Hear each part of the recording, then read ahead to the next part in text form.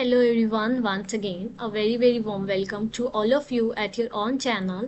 So as you know कि हमने last class में पार्ट 1 किया था मार्केटिंग रिसर्च का और आज की क्लास में हम करने वाले हैं पार्ट 2 ऑफ मार्केटिंग रिसर्च जिसमें हमारे आगे के चैप्टर्स के टॉपिक्स कवर होंगे। तो लास्ट क्लास में हमने क्या कवर किया था उसमें है मार्केटिंग क्या होता है, उसके बाद research, marketing research, definition, characteristics and उसकी नीड्स क्या होती हैं। तो आज की क्लास में हमारा टॉपिक है process of marketing research and types and scope of marketing research.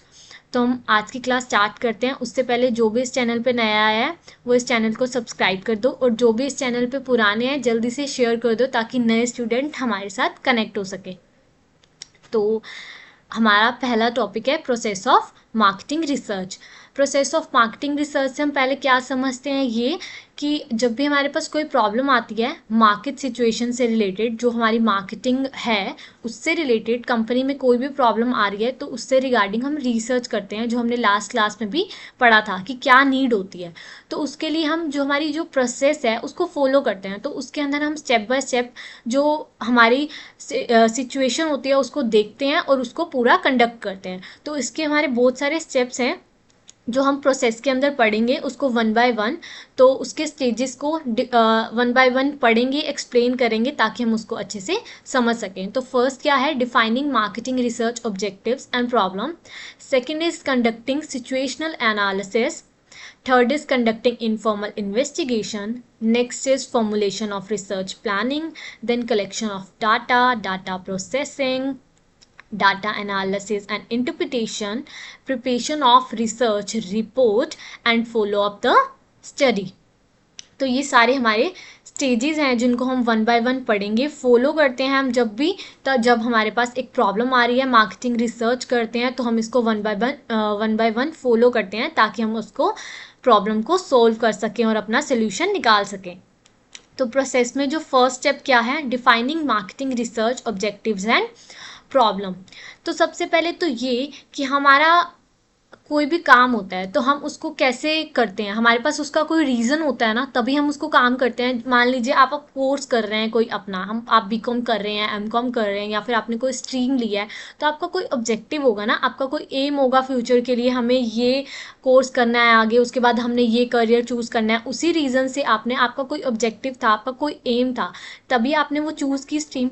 तो उसी तरीके से जब भी हम कोई काम करते हैं तो उसका ऑब्जेक्टिव और एम हमें क्लियर होना चाहिए, तभी हम अपने काम में सक्सेसफुल होते हैं। तो वैसे ही जब भी हम एक बिज़नेस को रन करते हैं, जब अगर हम अपनी कंपनी चला रहे हैं, उसमें हमारा कोई भी बिज़नेस हो सकता है मैन्युफैक्चरिंग से रिलेटेड या फिर कोई भी बिज़नेस सर्विसेज हम प्रोवाइड करा रहे हैं, वो भी हमारा एक बिज़नेस है।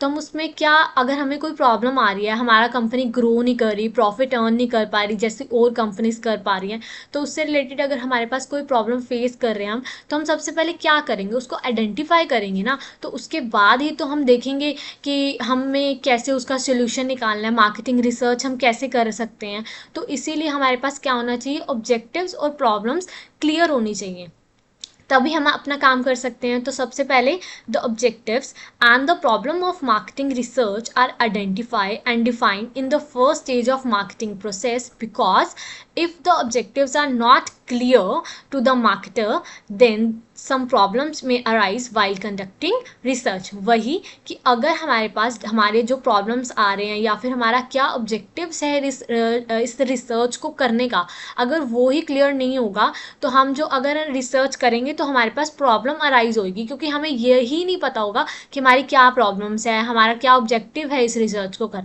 करने का। इसीलिए फर्स्ट स्टेज में हम सबसे पहले ये देखते हैं, उसको आइडेंटिफाई करते हैं कि हमारा क्या ऑब्जेक्टिव है और हमें क्या प्रॉब्लम्स आ रही हैं, उसको देखते हैं। उसके बाद हम क्या करते हैं, मार्केटिंग रिसर्च के आगे स्टेप को फॉलो करते हैं। और सेकंड क्या है हमारा, कंडक्टिंग सिचुएशनल एनालिसिस।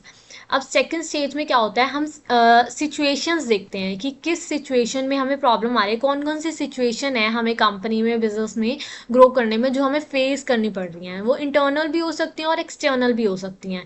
तो क्या होता है, अगर हमारे को कोई प्रॉब्लम आ रही है तो हमें सारा कुछ देखना है, पहले इंटरनल भी देखेंगे एक्सटर्नल भी देखेंगे। इंटरनल में क्या होता है, जो भी हमारे बिजनेस के अंडर की जो भी मैनेजर्स हो गए लगा लो, या फिर हमारी कंपनी में जो भी एम्प्लॉयज़ काम कर रहे हैं उससे रिलेटेड, या फिर हमारी हमारी कोई भी पॉलिसीज़ हो गई, मैथड्स हो गए, स्ट्रैटेजीज़ जो हम यूज़ कर रहे हैं अपने बिजनेस को चलाने के लिए, उससे रिलेटेड जो भी हमारी इंटरनल प्रॉब्लम आ रही है उसको भी देखेंगे, और साथ साथ एक्सटर्नल भी, जिससे हमारे रिलेशन है एक्सटर्नल, लाइक कस्टमर्स हो गए, रिटेलर्स हो गए, होलसेलर हो गए, इंटरमीडिएरीज हो गए, या फिर कोई भी ऐसा कनेक्शन जो हमारे बिजनेस को ग्रो करने में हमें साथ देता है। तो हम उस सबको, जितने भी हमारे डीलर्स हो गए, उन सबको हम देखते हैं कि किसी से ऐसा तो नहीं है कि किसी से रिलेटेड हमें प्रॉब्लम आ रही है, इस रीज़न से हम ग्रो नहीं कर पा रहे, तो हम सारी की सारी सिचुएशन को एनालाइज करते हैं।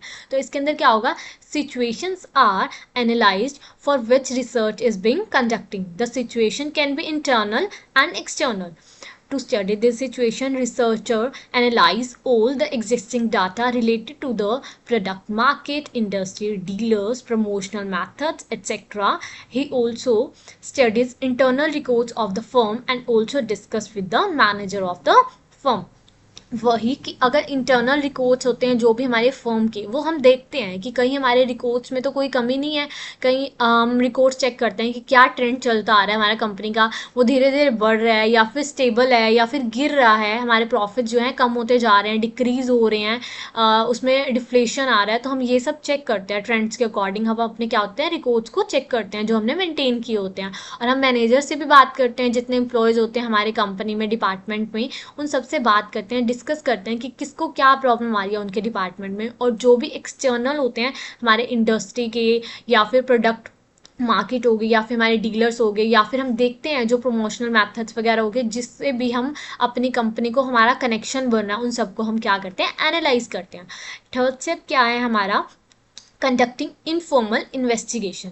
इनफॉर्मल कैसे होगा कि हम फॉर्मल तो कर लेते हैं लेकिन कई बार हम इनफॉर्मल भूल जाते हैं। फॉर्मल में क्या होता है कि हम बहुत ही क्वेश्चनरी फॉर्म में, या फिर कोई मैथड्स, टेक्निक, स्ट्रेटजी और प्रिंसिपल को फॉलो करके जब हम काम करते हैं ना, तो उसको बोलते हैं कि हमने फॉर्मल तरीके से इन्वेस्टिगेशन करी, डाटा कलेक्ट किया, या फिर कुछ भी काम किया।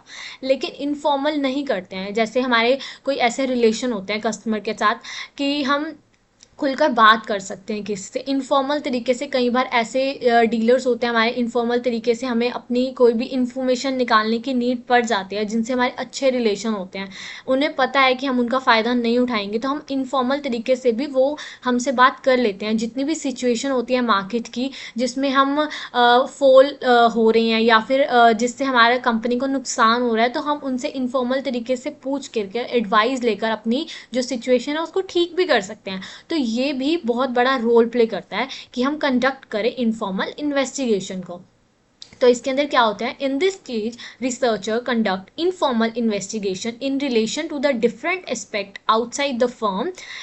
He connects various experienced wholesaler, retailer, customer, employees of the firm, etc. for this and collects important information from them.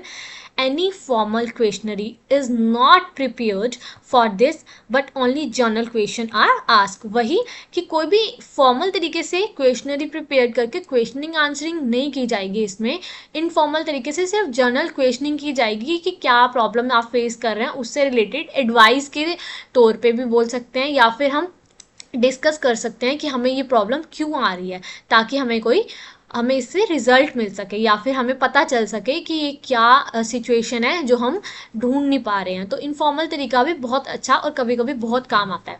तो फोर्थ क्या है, फॉर्मुलेशन ऑफ रिसर्च प्लानिंग। तो हम फोर्थ स्टेज में क्या करते हैं, रिसर्च की प्लानिंग करते हैं। जब हमने देख लिया सबसे पहले कि हमारे क्या एम था, हमने प्रॉब्लम क्या हमें आइडेंटिफाई कर ली कि ये प्रॉब्लम आ रही है, उसके बाद हमने क्या कर लिया, सेकंड स्टेज में हमने देखा था ना कि क्या क्या सिचुएशन है, इंटरनल या एक्सटर्नल भी हो सकती है। तो उसके बाद थर्ड फॉर्म में हमने इनफॉर्मल तरीका भी अपना लिया। लेकिन अब जब वो सब हो गया तो उसके बाद हम क्या करते हैं, अब हम क्या करते हैं, फॉर्मल तरीके से भी करते हैं, ताकि हम सारी सिचुएशन को अच्छे से समझ पाएँ। तो फोर्थ वन में सबसे पहले आगे बढ़ने से पहले हमें रिसर्च की प्लानिंग करनी पड़ती है कि किस तरीके से हम रिसर्च को प्लान आउट करते हैं, कि कौन कौन से स्टेजेस कैसे कैसे हम उसको फॉर्मुलेट करेंगे अपने रिसर्च को। तो इस स्टेज में it is determined by whom, when, how and where marketing research is done. For this, a well-organized plan should be made so that research related problem can be quickly solved.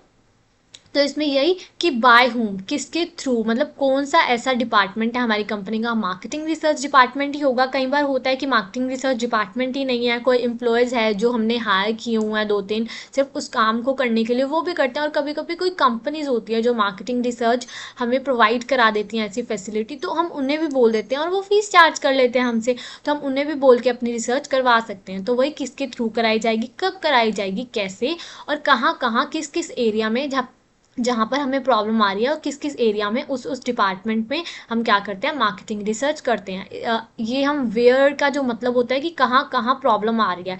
हो सकता है हमें pricing से related हो रही हो, कि हम जो से मेथड यूज़ कर रहे हैं, मान लो आप आपका जो प्राइस है मार्केट में वो बहुत ज़्यादा लग रहा है कस्टमर को, तो और जो आपका सेम प्रोडक्ट जो आपके कॉम्पिटिटर है वो कम प्राइस में भी दे रहे हैं, तो हो सकता है आपकी जो प्राइसिंग पॉलिसी है उसमें कोई प्रॉब्लम हो, तो उससे रिलेटेड भी हो सकती है। या फिर एडवर्टाइजमेंट आप कर रहे हैं लेकिन फिर भी सेल्स नहीं बढ़ रही, तो ये प्रॉब्लम भी हो सकती है। तो इसमें आप देखोगे ना कि आप जो एडवर्टाइजिंग मैथड यूज़ कर रहे हो वो कस्टमर को पसंद आ भी रहा है कि नहीं। आप मान लो आप पैम्पलेट्स लगवा रहे हो और उस प्रोडक्ट के लिए जो आप सर्विसेज प्रोवाइड कर रहे हो या आप प्रोडक्ट जो सेल कर रहे हो उसके लिए पैम्पलेट्स की नीड नहीं है, आप एड्स दोगे तो वो ज़्यादा इफेक्टिव होंगे। तो हो सकता है आपको इससे रिलेटेड प्रॉब्लम है। तो जो भी प्रॉब्लम है किस एरिया में या फिर किस किस एरिया में, मान लो आप किसी एक स्टेट को कवर किया है लेकिन बाकी सारे उसमें जितनी भी सिटीज़ हैं बाकी सारी अच्छी तरह सेल कर रही हैं वहाँ पर, लेकिन एक जगह पे नहीं, हो सकता है वहाँ पे वैसे उतने कस्टमर ही नहीं हो जिस तरीके का आपका प्रोडक्ट है, उनकी लाइकिंग वैसे ना हो। तो आपको ये देखना पड़ेगा कि कौन से एरिया में आपको करनी है, किस तरीके से आपको जो सी प्रॉब्लम आ रही है उसी तरीके से आप रिसर्च करोगे। तो ये सारी प्लानिंग इसमें 4 स्टेज में की जाती है। तो नेक्स्ट क्या है हमारा, कलेक्शन ऑफ डाटा। जब हमने प्लानिंग कर ली तो उसके बाद तो हम डाटा को कलेक्ट करेंगे ना, जो भी हमारी रिसर्च से रिलेटेड प्रॉब्लम है, तो रिसर्च में हम डाटा को कलेक्ट करेंगे, तभी तो उसके बाद एनालाइज और इंटरप्रेट करेंगे, अपना रिजल्ट निकालेंगे। तो इसमें क्या होता है, कलेक्ट करते हैं डाटा को। After research planning researcher collect the data, they should have the knowledge of all the area related to the marketing research. Some firm do not perform the collection work and they take the help of institutions by which the research function is performed। वही कि कई बार होता है कि company के पास खुद का marketing research department नहीं होता, तो वो क्या करते हैं, हायर कर लेते हैं, या फिर जो कंपनी है जो ये सर्विसेज प्रोवाइड कराती हैं उसको फीस के वो उनसे फीस चार्ज करते हैं और उनको ये सर्विसेज प्रोवाइड करा देते हैं। तो इस तरीके से भी कलेक्ट किया जाता है डाटा। तो हमारा इसमें नेक्स्ट स्टेप है डाटा प्रोसेसिंग। जब हमने डाटा को कलेक्ट कर लिया तो उसके बाद हम प्रोसेस तो करेंगे ना, उसको देखेंगे ना, उसको एनालाइज करेंगे ना। तो इसमें क्या होता है, डाटा प्रोसेसिंग में इंक्लूड होता है editing, classification, scheduling and presentation of data. सबसे पहले एडिटिंग में क्या होता है, एडिटिंग का मतलब आप समझ सकते हैं कि हमें कोई भी काट पीट करनी है। काट पीट हमारा हिंदी में या फिर इनफॉर्मल वर्ड्स में यूज़ कर सकते हैं, लेकिन हमारा मेनली क्या होता है कि हमको रिमूव करनी है मिस्टेक, रेक्टिफाई करना है। रेक्टिफाई का मतलब उसको सही करना होता है। तो फिर हम क्या करते हैं, इसमें एफर्ट्स करते हैं कि हम उसको रिमूव कर सकें, मिस्टेक को मतलब मॉडिफाई कर सकें, एडिटिंग कर सकें। जब भी हमारे पास कोई प्रॉब्लम आती है, कोई हम मान लो हमने कोई डाटा बनाया उसमें जितनी भी हमारी मिस्टेक्स होती हैं ग्रामेटिकल या फिर वैसे कोई भी मिस्टेक हो रही है वर्ब से रिलेटेड, तो हम उसको सही करते हैं ना, एडिटिंग करते हैं। तो वैसे इसमें क्या करते हैं, हम देखते हैं, एफर्ट्स लगाते हैं हमारी जो मिस्टेक है उसको रिमूव कर सकें। उसके बाद क्या होता है, क्लासीफाई करते हैं। क्लासीफाई करते हैं मतलब जो डाटा हमारे पास आया है उसको डिफरेंट कैटेगरी में उसके फीचर्स के अकॉर्डिंग क्या करते हैं, क्लासीफाई कर लेते हैं, अलग अलग डिवाइड कर लेते हैं, ताकि हम उसको अच्छे से क्या कर सकें, एनालाइज कर सकें कि उससे हमारे क्या प्रॉब्लम आ रही है। तो इसमें क्लासिफिकेशन और अच्छे से उसको क्या कर सकें, एनालाइज कर सकें। और scheduling and representation, data are presented in attractive form with the help of pictures and diagrams so that more and more customer can be attractive। वही कि कई बार हम क्या करते हैं, रिप्रेजेंटेशन ऐसे कर देते हैं कि हमें खुद भी ना समझ आए कि हमने रिपोर्ट्स में लिखा क्या है। कई बार इतनी ऐसी लैंग्वेज यूज़ कर दी जाती है, इतनी डिफ़िकल्ट लैंग्वेज, इतनी प्रोफेशनल लैंग्वेज यूज़ कर लेते हैं हम, तो हमें खुद भी नहीं समझ आता कि रिपोर्ट में क्या लिखा है। हो सकता है जैसे कई बार हमारा बिजनेस हो, वेबसाइट जो होती है, वेबसाइट बना लेते हैं, ऑनलाइन बिजनेस करते हैं, बहुत सारी कंपनीज हैं जो ऑनलाइन बिजनेस कर रही हैं, जैसे अमेजोन हो गया।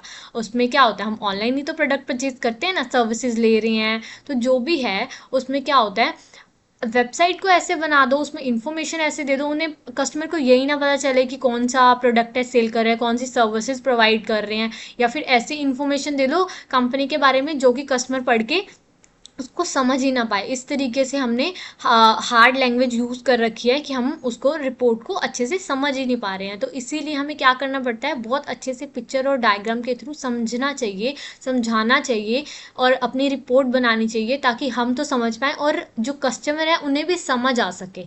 कई बार होता है हमें कस्टमर को दिखानी पड़ती है अपनी रिपोर्ट्स। कई बार ऐसे होते हैं हम अपने फाइनेंशियल जो रिपोर्ट्स होते हैं हम बनाते हैं, जब हमें उनको शो करना पड़ता है एंड में, जो हमारा फाइनेंशियल ईयर एंड होता है तो हम शो करते हैं ना। कई कंपनीज होती हैं जो अपने प्रोस्पेक्टस जो इशू करती है उसके अंदर अपनी जो फाइनेंशियल रिपोर्ट्स होती हैं, जो भी उनका ग्रो हो रहा है, क्या कर रहे हैं कंपनी के, कितने शेयर्स बढ़ रहे हैं, कम हो रहे हैं, तो वो सब कुछ दिखाती है ना। तो उसमें भी ये रूल फॉलो होता है कि हमें अपनी रिपोर्ट्स इस तरीके से बनानी चाहिए कि जो सामने वाला पर्सन है उसको अच्छे से समझ पाए, जिसको इस सब के बारे में नहीं पता वो भी एक बारी में उसको पढ़ के अच्छे से उसको क्लैरिटी मिलनी चाहिए।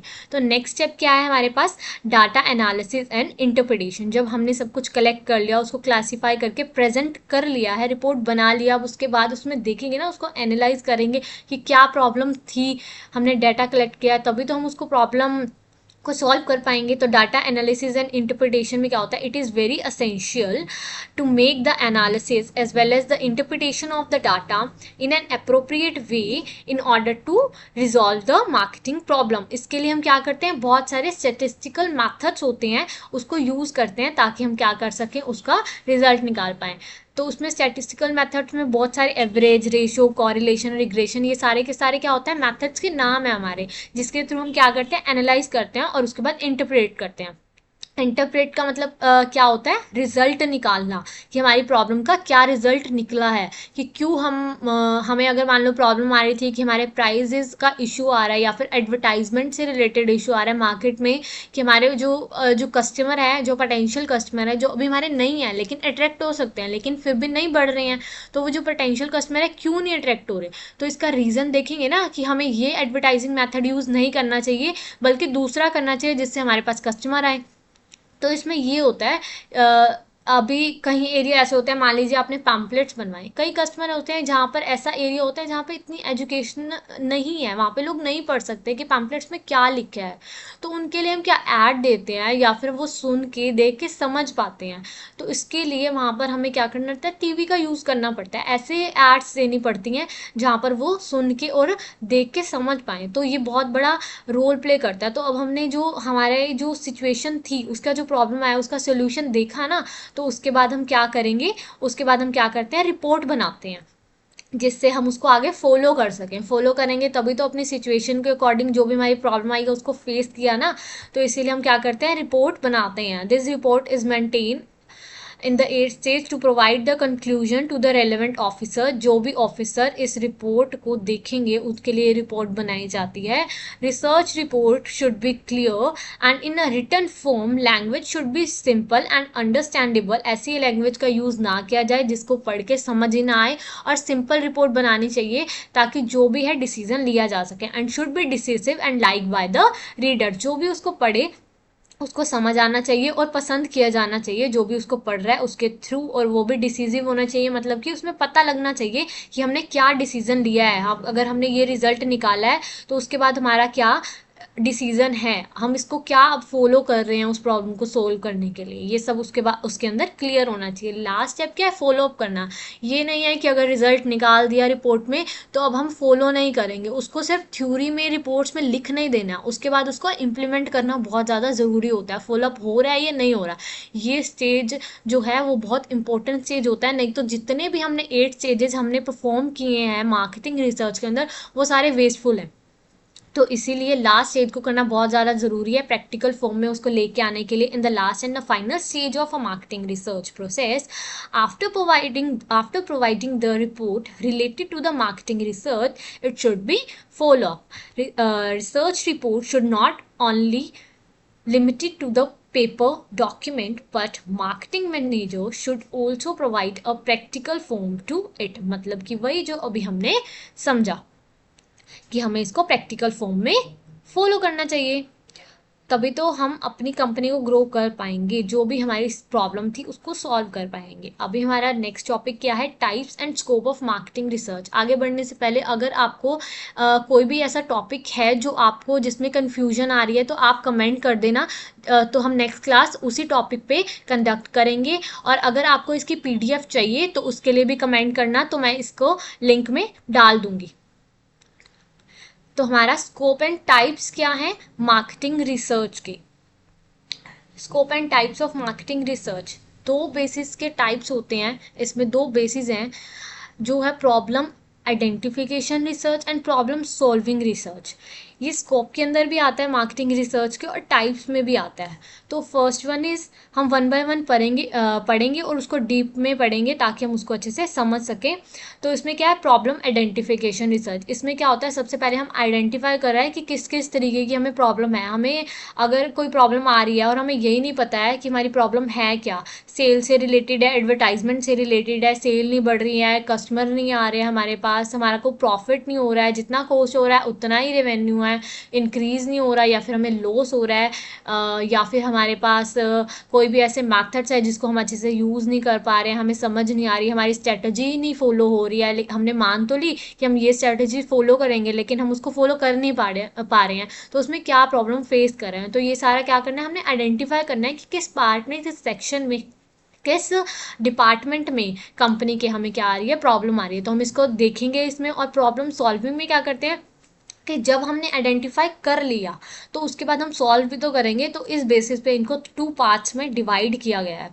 तो इसमें आइडेंटिफिकेशन में जितने भी हमारे हैं उसमें सबसे पहले हैं पॉइंट है market potential research, market share, market forecasting, image identification and sale analysis research. और प्रॉब्लम सॉल्विंग रिसर्च में क्या है, consumer related, sale policy related research, product related, pricing related, distribution related and pricing related research. वही जो हमने ये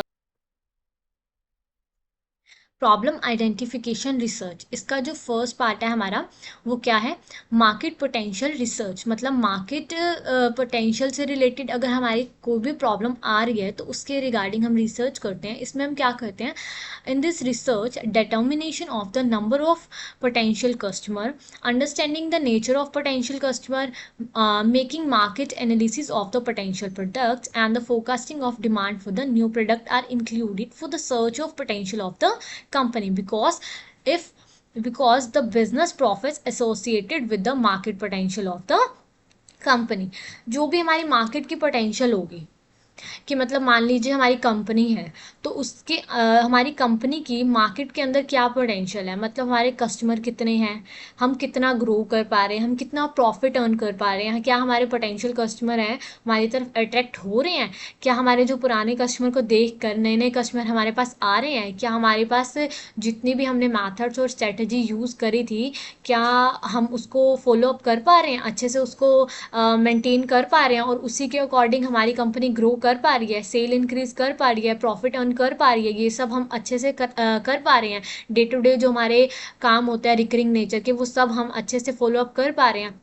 अगर हम इन सबको कर पा रहे हैं तो हमारी पोटेंशियल क्या है मार्केट में, इसको हमने देखना है। इन सब से रिलेटेड जितनी भी हमारी जो कंपनी की पोटेंशियल है उन सबको हम मार्केट में देखेंगे, ये क्या हमारी कंपनी की इमेज है, क्या पोटेंशियल है, क्या हमारे आने वाले जो कंपनी में सर्कमस्टांसिस होते हैं, क्या फिर जो भी चेंजेस आएंगे उसके अकॉर्डिंग जो हम ट्रेंड हमारा ग्रोथ चल रहा है वो आगे भी बूम कर पाएगा, ट्रेंड कर पाएगा, इंक्रीज कर पाएंगे हम अपनी सेल्स को, प्रॉफिट अर्न कर पाएंगे। तो ये सब हमें देखना होता है ताकि क्या होता है जो भी आने वाली, क्योंकि फ्यूचर फोरकास्ट कोई भी नहीं कर सकता, हमें नहीं पता। हम फोरकास्टिंग अपने अकॉर्डिंग तो कर लेंगे लेकिन इतना नहीं पता कि फ्यूचर में क्या होगा। बहुत सारे ऐसे सर्कमस्टांसेस होते हैं जिसको हम फेस नहीं कर पाते, तो हमें उसको फेस करने के लिए हम अपनी कंपनी को इतना स्ट्रॉन्ग बना लेना पड़ता है कि हमें जो हमारी पोटेंशियल है हमारी कंपनी की इतनी स्ट्रॉन्ग होनी चाहिए कि कोई भी अगर हमारी आगे फ्यूचर में ऐसे सर्कमस्टांसेस आते हैं तो उसको फेस कर पाएँ। कोई भी कॉम्पिटिशन आता है, कोई भी कॉम्पिटिटिव फर्म आती है, कोई भी ऐसी फर्म आ रही है जो हमें पूरा कॉम्पिटिशन दे रही है, क्या हम उसको फेस कर पा रहे हैं। तो हमें जो अपनी पोटेंशियल है ना उसको चेक करना पड़ता है, उससे रिलेटेड रिसर्च करनी पड़ती है ताकि जो है आने वाले टाइम में हम उसको ग्रो कर पाएँ, कंपनी के साथ हम अपने बिजनेस को ग्रो करते रहें। तो इसके अंदर हम क्या करते हैं, उससे रिलेटेड रिसर्च करते हैं। मार्केट शेयर रिसर्च में क्या है कि हमारा क्या शेयर है, हम किस शेयर पे चल रहे हैं। बहुत सारी कंपनीज हैं हमारे साथ जो हमारे सेम टाइप के प्रोडक्ट जो हैं मार्केट के अंदर सेल कर रही है, तो क्या हमारा शेयर बढ़ रहा है, क्या हम उनको बीट कर पा रहे हैं, ये सब उसके अंदर हम देखते हैं। It includes intensive study of a nature of the product, analysis of the situation of the competition and extensive study of the market share of the company. भाई कि कॉम्पिटिशन को फेस कर रहे हैं और क्या उसी तरीके के नेचर ऑफ प्रोडक्ट को प्रोवाइड करा पा रहे हैं कस्टमर को, क्या उनकी जो हमारे प्रति या फिर हमारे लिए जो भी उनकी नीड है या फिर वो हमसे एक्सपेक्ट कर रहे हैं, क्या हम उसको फुलफिल कर पा रहे हैं। इस सब के अंदर हम उसमें देखेंगे, स्टडी करेंगे और रिसर्च करेंगे। इससे रिलेटेड अगर हमें कोई भी प्रॉब्लम आ रही है, उसी के अकॉर्डिंग हम इसके जो भी टाइप्स है ना, बहुत तरीके के रिसर्च होते हैं, उसी के अकॉर्डिंग हम रिसर्च को चूज करते हैं कि कौन सी रिसर्च हमने मार्केट में करनी है। अगर हमें कोई इससे रिलेटेड प्रॉब्लम आ रही है एडवर्टीजमेंट से रिलेटेड, तो हम उसके अकॉर्डिंग रिसर्च वो वाला टाइप लेंगे, उस तरीके की रिसर्च करवाएंगे। अगर हमें कोई और प्राइसिंग से रिलेटेड आ रही है तो हम उसके अकॉर्डिंग करेंगे, सेल से रिलेटेड आ रही है तो उसके अकॉर्डिंग करेंगे, या फिर हमने पोटेंशियल चेक करनी है तो उसके अकॉर्डिंग करेंगे, तो हमने मार्केट शेयर चेक करना है तो उसके अकॉर्डिंग करेंगे। तो अलग अलग तरीके की रिसर्च जो प्रॉब्लम आ रही है उसके अकॉर्डिंग ये जो टाइप्स हैं, ताकि हम उसी टाइप को यूज़ कर सकें और रिसर्च कर सकें उस प्रॉब्लम को सोल्व करने के लिए। तो इसीलिए इसके बहुत सारे टाइप्स हैं। Third one is market forecasting research, कि हम फोरकास्ट कर सके कि फ्यूचर में क्या आने वाला है।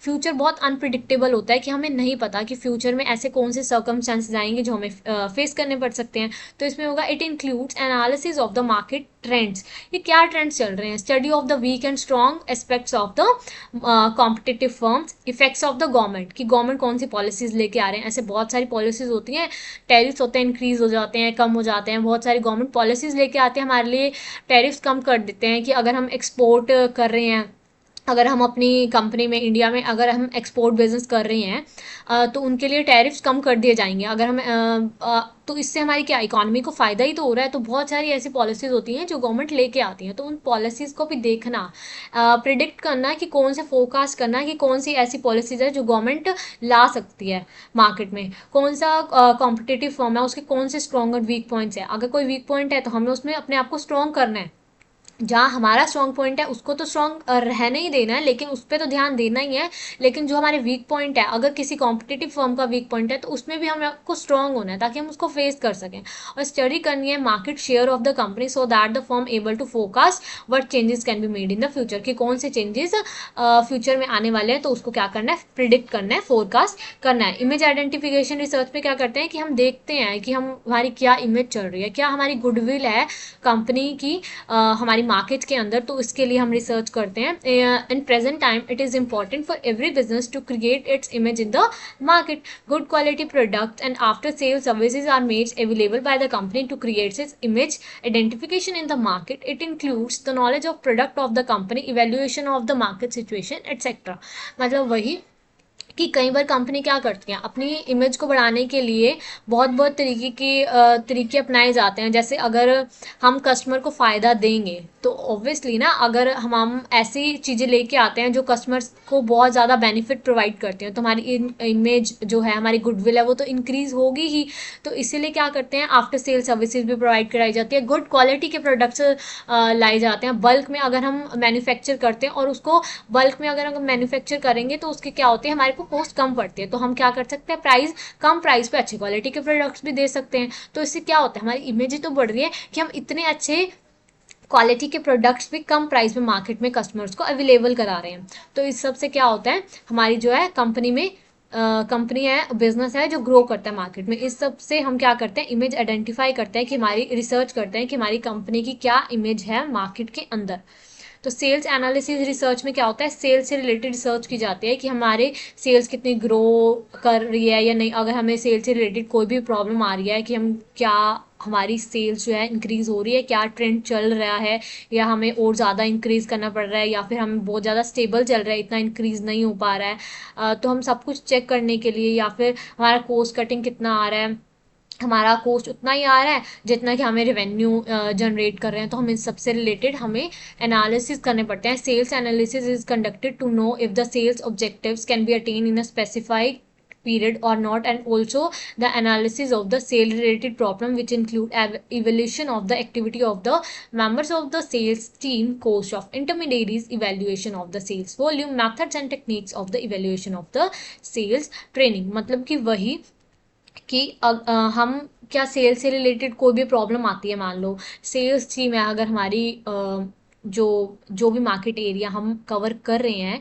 अपने बिजनेस के लिए, जो सेल्स टीम है वहाँ पर सेल्स इंक्रीज कर पा रही है कि नहीं कर पा रही, कोस्ट क्या पड़ रही है हमारे पास इंटरमीडिएरी की। मतलब मान लो हम मैन्युफैक्चरिंग कंपनी चला रहे हैं, हम तो इतना हम अपने प्रोडक्ट को बहुत कम प्राइस पे दे रहे हैं, लेकिन जो कस्टमर तक पहुंचने में वो इतना महंगा हो जाता है कि कस्टमर को वो महंगा लगता है। तो जो इंटरमीडिएरी का कितना कोस्ट पड़ रहा है हमें, ये क्या जिनके थ्रू हम बेच रहे हैं वो अपना मार्जिन इतना रख रहे हैं कि कस्टमर तक प्रोडक्ट महंगा जा रहा है, तो हम इस सब को चेकआउट करना पड़ता है। तो सेल की क्या वॉल्यूम है, वॉल्यूम का मतलब होता है quantity, not the quality but the quantity, मतलब कितनी क्वांटिटी में हम अपने जो प्रोडक्ट है उसको सेल कर पा रहे हैं। और मेथड्स क्या है, टेक्निक्स क्या है, उस सबको इवेल्युएशन करना है कि सेल्स ट्रेनिंग दी जा रही है कि नहीं दी जा रही, कौन से मेथड्स और टेक्निक्स यूज़ कर पा रहे हैं अपने सेल्स के जो मैनेजर्स होते हैं, मतलब सेल्स मैन होते हैं, जो भी एम्प्लॉयज़ होते हैं जो सेल्स कर रहे हैं, सेल्स डिपार्टमेंट में हमारा वर्क कर रहे हैं, तो उनको ट्रेनिंग प्रोवाइड कराई जा रही है, उनको अच्छे तरीके से मैथड्स और टेक्निक्स के थ्रू कराई जा रही है, उनको कोई प्रॉब्लम तो नहीं आ रही। तो इन सब का एनालिसिस करना है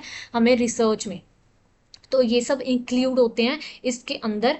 और सेल्स अब जो नेक्स्ट है हमारा प्रॉब्लम सॉल्विंग रिसर्च है, मतलब to solve the problems once is it is identified, मतलब कि प्रॉब्लम को सॉल्व करो जब उसको आइडेंटिफाई कर लो।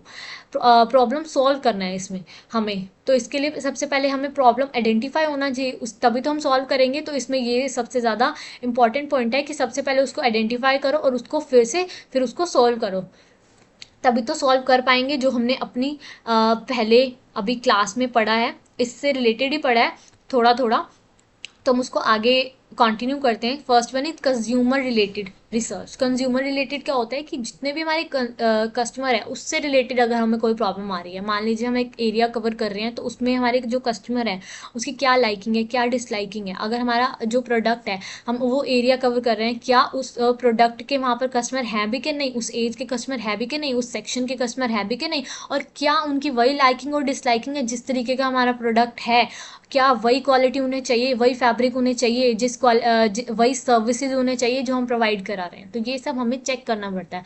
तो इसके अंदर क्या करना पड़ता है, personal information like name, address, occupation, religion, caste etcetera, and also the customer needs, desire, liking, disliking etcetera are obtained.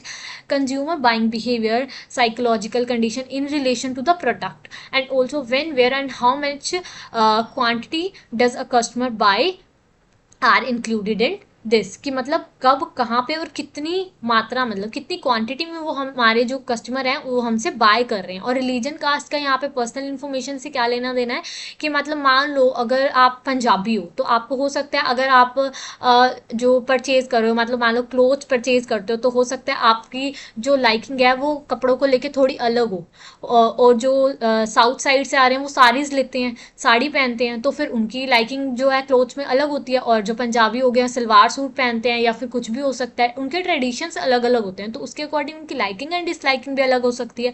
तो उनके अकॉर्डिंग क्या जिस एरिया को हम कवर कर रहे हैं उनके अकॉर्डिंग प्रोडक्ट दे भी रहे हैं कि नहीं, तो ये सब हमें इसके अंदर देखना पड़ता है, तभी तो हम उसको सॉल्व कर पाएंगे। तो आइडेंटिफाई करके उसको सॉल्व करना।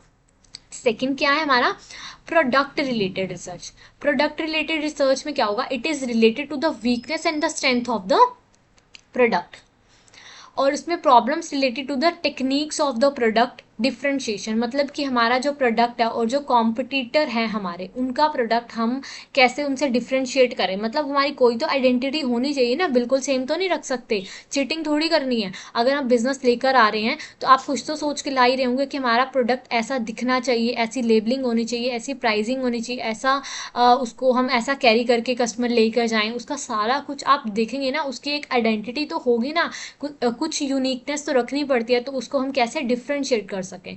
और टेस्ट करते हैं नए प्रोडक्ट, अगर मतलब मान लो आप कंपनी के अपने नए प्रोडक्ट लॉन्च कर रहे हो तो उसको देखेंगे ना कि कस्टमर कितना मार्केट में उसको कितना ग्रो कर पा रहे हैं, उस प्रोडक्ट को लेकर हम कितना उसको लाइक कर रहे हैं, हमारे कस्टमर कितनी उसकी एक्सेप्टेंस है, कौन से कस्टमर है जो उसको ले रहे हैं, अगर हम रिनोवेट कर रहे हैं अपने जो मतलब पुराना प्रोडक्ट था उसमें कुछ नए फीचर्स ऐड कर रहे हैं, तो उन सबको हम क्या करना पड़ता है, अंडरस्टैंड करना पड़ता है the needs of the improvement in the product problems related to the product line. Product line का मतलब क्या होता है कि जो प्रोडक्ट लाइन मतलब मान लो आप कॉस्मेटिक्स के सारे प्रोडक्ट सेल कर रहे हो, तो कॉस्मेटिक्स से रिलेटेड जितने भी प्रोडक्ट हैं तो वो उस प्रोडक्ट लाइन में आएंगे, गारमेंट से रिलेटेड उस प्रोडक्ट लाइन में आएंगे, तो अलग अलग फर्नीचर से रिलेटेड, इलेक्ट्रॉनिक्स से रिलेटेड, तो इन सब की क्या होती है, इनकी प्रोडक्ट लाइन अलग होती है। तो इन सब से रिलेटेड अलग अलग जो भी जितने भी प्रोडक्ट होते हैं, जैसे मान लो कॉस्मेटिक्स के जितने प्रोडक्ट हैं वो एक प्रोडक्ट लाइन पे आता है, तो उसका मतलब ये होता है, तो इनसे रिलेटेड जितनी भी प्रॉब्लम होती है वो हमें क्या करना पड़ता है, उसको देखना पड़ता है।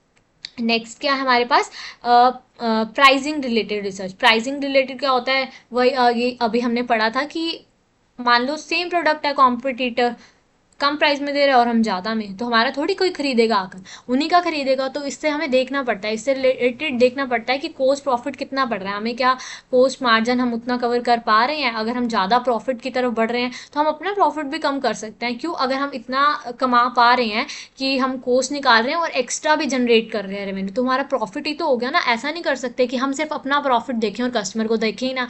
तो कस्टमर जो होता है हमारा फर्स्ट प्रायोरिटी होती है किसी भी बिजनेस को ग्रो करने के लिए। अगर हम कस्टमर को ही नहीं देखेंगे तो हमारा जो बिजनेस है वो ग्रो नहीं कर पाएगा। तो इससे रिलेटेड हमें क्या होता है, price related research refers to the study and analysis of the price of the product on the customers. It includes studying the paying capacity of the customer, studying the policy strategy of the customer, analysis of the cost profit and the reaction of the customer related to the price of the goods of the company। मतलब क्या reaction है customer का price जो है हमारा goods का उससे related, वही जो अभी हमने स्टडी किया समझा। तो next is sales policy related. Sale policies मतलब कि क्या हम सेल्स के लिए हम कौन सी पॉलिसीज़ को अपना रहे हैं, हम अपनी कौन सी पॉलिसीज़ के थ्रू हम अपनी सेल्स को इंक्रीज़ करना चाह रहे हैं, कौन से ऐसे प्रोडक्ट हैं जो हम अपने चाहते हैं कि वो इंक्रीज़ होई उनकी सेल। तो हमारा क्या ट्रेंड चल रहा है, क्या स्टेबल है, ग्रो हो रहा है क्या नहीं हो रहा, और कौन सी पॉलिसीज़ का यूज़ कर रहे हैं हम, कौन सा सेल कोटा क्या है हमारे पास, हमने क्या डिटरमाइन किया है कि किस एरिया में कितनी सेल होनी चाहिए, क्या उस टारगेट को अचीव कर पा रहे हैं हम, और अगर नहीं प्रॉफिट अर्न कर पा रहे हैं, और अगर नहीं तो हमें देखना पड़ता है, उसके बाद ही उसको क्या करना पड़ता है, उसके लिए सोल्यूशन निकालना पड़ता है, रिसर्च करनी पड़ती है। उसके बाद हम क्या करते हैं, सोल्यूशन निकाल कर उसको क्या करते हैं, फॉलोअप करते हैं, मतलब कि उसको प्रैक्टिकल फॉर्मर लेकर आना बहुत बहुत जरूरी।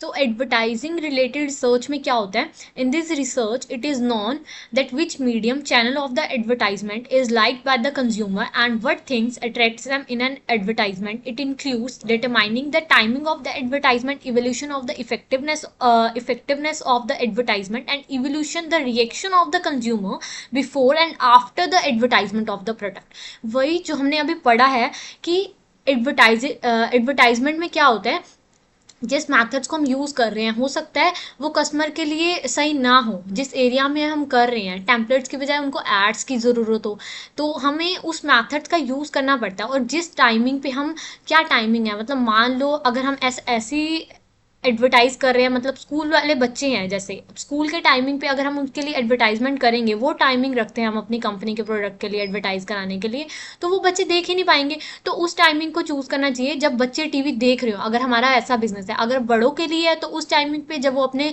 जॉब वर्किंग आवर से फ्री होके उस टीवी को हम देखते हैं, उसमें हम एड्स दे रहे हैं, तो उसके अकॉर्डिंग हमें टाइमिंग डिसाइड करनी पड़ती है और उसके अकॉर्डिंग ही देखना पड़ता है कि उसका पहले का क्या इफेक्ट था और बाद में कितना इफेक्टिवनेस आ रही है। मतलब उसमें इवेल्युएट किया जाता है कि जो सा हम एडवर्टाइजिंग मैथड्स यूज़ कर रहे हैं वो कितना अट्रैक्टिव हो रहा है, कस्टमर कितने अट्रैक्ट हो रहे हैं उससे, तो ये देखना पड़ता है। तो हम इसमें क्या करते हैं, इवेल्युएट करते हैं कि एडवर्टाइज करने से पहले हमारे कितने प्रोडक्ट सेल हो रहे थे और बाद में कितने हो रहे हैं, तो इससे हमें रिजल्ट भी पता चलता है। तो इसके अंदर वही आप अपने आप खुद भी देख सकते हैं, आप एग्जाम में कुछ भी इससे रिलेटेड अपने आप बनाकर भी लिख सकते हैं, अगर आपको एक बार ये टॉपिक अच्छे से समझ आ जाता है कि एडवर्टाइजिंग से रिलेटेड, सेल्स पॉलिसी से रिलेटेड हो गया, प्राइसिंग से रिलेटेड हो गया, या फिर हमारी इमेज क्या है, हमारी क्या गुडविल है, हमारे क्या परफॉर्म कर रहे हैं, या फिर हमसे कोई भी इससे रिलेटेड जितने भी टॉपिक्स होते हैं उससे रिलेटेड अगर आप एक बार समझ जाते हैं तो आप अपने पॉइंट्स के अकॉर्डिंग इसकी जो डेफिनेशन है आप अपनी समझ से इसको अच्छे से लिख सकते हैं। अगर आप इसको एग्जाम टाइम में रीड कर रहे हैं, इस वीडियो को देख रहे हैं, तो 2x की स्पीड पे चलाकर उससे रिवाइज भी कर सकते हैं। इन 2 वीडियो में आपका लगभग पूरा चैप्टर कवर हो जाता है और जितने भी इंपॉर्टेंट टॉपिक्स हैं हमने इसके अंदर कवर कर लिया। और अगर आपके पास इससे रिलेटेड कोई भी प्रॉब्लम्स है तो आप कमेंट कर दो, तो हम उसको नेक्स्ट क्लास में कवर कर लेंगे। या फिर कोई भी ऐसा टॉपिक है जो आपको समझ नहीं आ रहा है तो आप कमेंट कर दो, तो हम नेक्स्ट। आज के लिए बस इतना ही। Thank you for watching.